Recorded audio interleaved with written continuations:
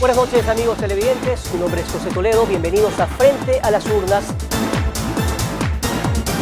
¿Qué mismo pasó con su hijo y toda esa denuncia que hubo sobre supuesto maltrato? Mi hijo está aquí, tiene 22 años de edad, no es el niño de 14 años que cobardemente sacaron medios de comunicación, jamás lo dejé lisiado, es un atleta de soccer en la Universidad de Atlanta. Mi hijo ha venido a los Estados Unidos este tiempo y me dijo: papi, si quieres que yo hable, estoy dispuesto para hablar, porque no voy a permitir que hablen mal de ti, yo sé la clase de padre que tú eres. Yo le escuché decir que el Ecuador no es una ramera para ofrecerle quién da más o quién aumentará más el bono.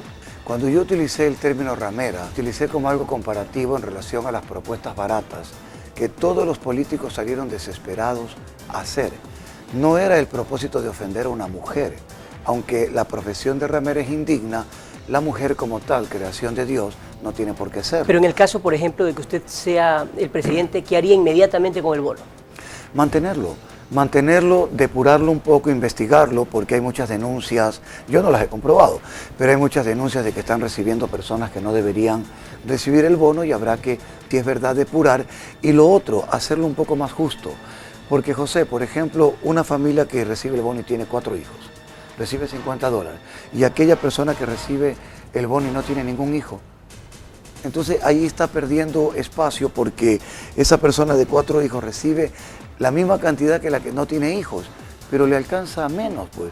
Yo sí quisiera ayudar a las personas que tienen más hijos, una familia más amplia, darle un bono mucho más alto, el doble tal vez. ¿Usted restaría el presupuesto de Sí, las Fuerzas claro. Armadas? Sí, señor, sí lo haría.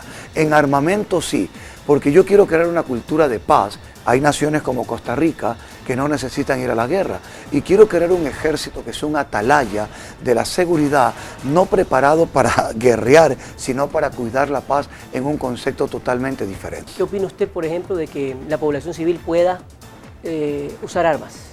Ni que esté loco, pues. El mandamiento no dice armaos los unos contra los otros, dice amaos los unos a los otros. ¿El aumento de penas? Sí creo que es importante, llegando a la cadena perpetua para gente que mata, asesina, viola, destruye, y obviamente a esa gente que mata a los niños en el vientre. ¿Por qué no terminó una carrera? ¿Por qué no lo hizo? En la década de los 70 del siglo pasado, usted o estudiaba o trabajaba. No había las facilidades que hoy tiene en materia de administración de tiempo, estudios a distancia. Y yo provengo de una familia de clase media. Debí trabajar desde los 15 años para poder pagar la pensión del colegio donde yo estudiaba y además apoyar económicamente a la familia de mis padres. ¿Por qué tanta división de clases? Porque existen divisiones de clases en nuestro país. Eso tiene que ver con la realidad económica, la realidad política, la realidad social. Un país, de una sociedad, independientemente del Ecuador, en cualquier lugar del mundo. Esas diferencias se producen como consecuencia de políticas públicas que están orientadas unas a luchar con eficiencia contra la pobreza, otras no. Banqueros, esa palabra tan estigmatizada. Y yo le voy a decir algo, para mí banquero no es un estigma, es una profesión que yo ejercí con mucha honra y con mucho orgullo digo, he sido banquero, porque yo fui de aquellos banqueros, cumplió con la ley, con la ética y además fui fiel a la confianza del público. Por eso no vivo en Miami, nunca he estado en la cárcel. Estoy aquí, frente a las urnas ahora, y soy un ser humano, y soy un ecuatoriano que aspira a la presidencia de la República para luchar contra la pobreza en el Ecuador. Cuando una persona recorre el país, conversa, como usted dice, con pobres y ricos, bueno, con todo el mundo, tiene el acceso directo.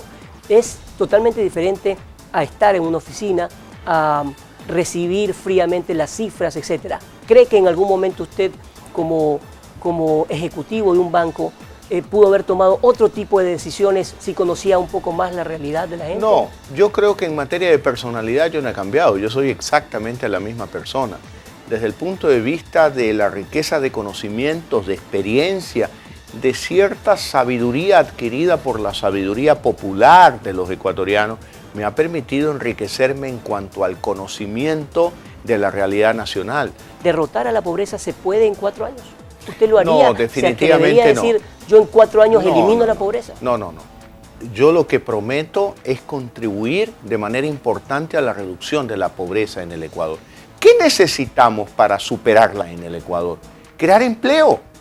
Esa es la mejor herramienta para cubrir las dos pobrezas de los ecuatorianos. La primera pobreza, la material, la que no le permite llevar alimentos o ropa a su casa. Y la segunda pobreza, la que yo llamo espiritual. Cuando usted recorre el Ecuador y se encuentra con desempleados en el país que tienen 2 hijos, que tienen una esposa, 3 hijos, 4 hijos, no tienen para comer. Tengo 24 años haciendo entrevistas a muchos candidatos, luego ya gobernantes, etc. Pero la fórmula como que a veces falla cuando uno ya está en el cargo. Yo aspiro, y lo voy a lograr este año, ser presidente del Ecuador y gobernar el Ecuador a partir del próximo 24 de mayo. Y mis antecedentes demuestran claramente que en primer lugar yo cumplo la palabra. Así lo he hecho toda mi vida. En segundo lugar, yo tengo la capacidad, porque he demostrado durante mi vida que tengo la capacidad para crear empleo, para impulsar el desarrollo del país. Usted dice, no somos ni de la izquierda ni de la derecha, no estamos con el pasado ni tampoco con el presente, pero alguien tiene que haberlo impulsado.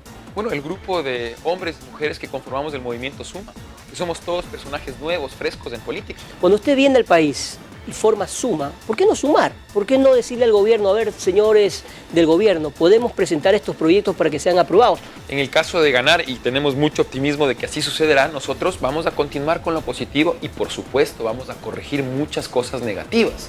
Y es por eso que no podemos trabajar junto al gobierno. Pongamos en el escenario de que usted es presidente de la República. ¿Cuántos asambleístas considera usted que va a lograr? ¿Cree que va a tener mayoría? No sé. ¿Qué pasa si no logra tener mayoría? Bueno, vamos a buscar consensos con otras fuerzas democráticas como sucede en todos los países del mundo. Mauricio, con el respeto que usted merece, ¿no es muy cándido pensar eso? José, es el juego de la democracia. Sí, pero la negociación política no es, a ver, hermano, por favor, apóyame. Los políticos siempre piden algo a cambio. Bueno. Y no me refiero a temas de corrupción, ojo, sino es una negociación política. ¿Cómo convencer a una asamblea que sea unida, uno solo pensando en función de todo el país? Bueno, justamente ese es el arte del gobernante. Por eso elegimos un presidente de la República. Sin experiencia, con la Mauricio.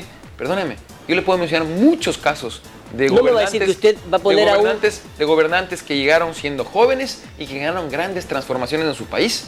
Por lo tanto, experiencia no necesariamente es un requisito en estos temas. Y yo, como le mencioné al principio, le aporto al Ecuador experiencia en temas positivos, no en los negativos como es el caso de otros. Justamente a los ministerios que usted va a reducir, usted dice que a esa gente los va a redistribuir. Sí, se va a generar ¿Qué ministerio eliminaría usted? Yo empezaría eliminando los ministerios coordinadores por una razón muy sencilla.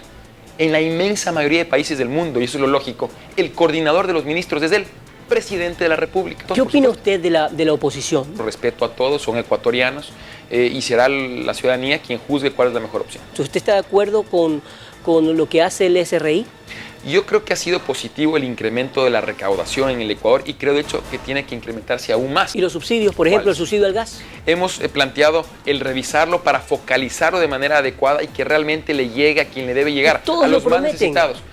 No lo han hecho, nosotros sí lo vamos a hacer. Así es. ¿Cuál es su primer decreto? El primer decreto, convocar un gran diálogo nacional y la reconciliación de los ecuatorianos. Pero eso no es el decreto. Eso es simplemente lo que usted está diciendo, está llamando al diálogo a todo el mundo. Por decreto es una manera de llamarlo, será mi primera gran acción en el gobierno. Mi primer decreto va a ser reducir el número de ministerios.